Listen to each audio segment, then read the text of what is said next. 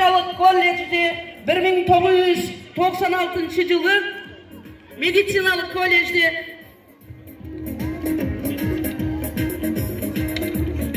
алдыңыздарда келе жатышат. Майрамдык маанайларга зор даярдык менен өздөрүнүн бүгүнкү студенттери мынакей улуттук формаларын кийип, Кыргыз Республикасынын эгемендигинин 31 жылдыгына зор даярдыктар менен келишкен медицина колледжине таң! Ура! Медицина колледжи!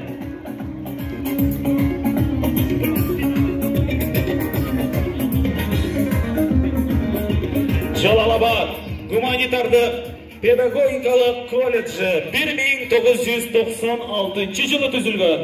2014 жылдан бери Кайыпова Алтынай Абдрасуловна жетектеп келе жатат. 26 мугалим эмгектенет. 480 студент учурда билим алууда. Кыргыз Республикасынын мыкты окуу жайларынын бири болгон педагогика колледжине. Ура! Ура!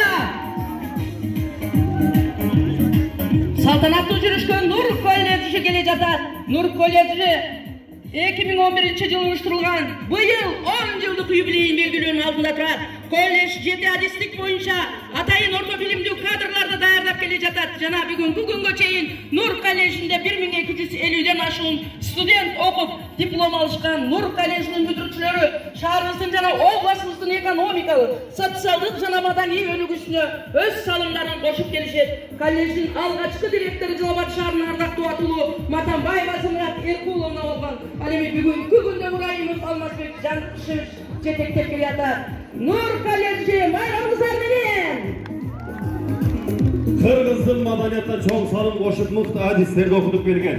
Жалал-Абад маданият техникумуна келе жатат.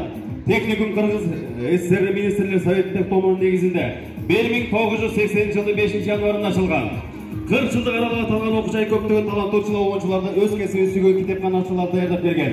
Техникумдун сыймыкты бүтүүчүлөрүн атай кетсек, Кыргыз Республикасы демек сиңир артисттери Айбек Карымов, Алтынай Нарбаева, Күлүк Калыгов, Тилек Тайманбаев, Самар Каримова ушул сыяктуу атага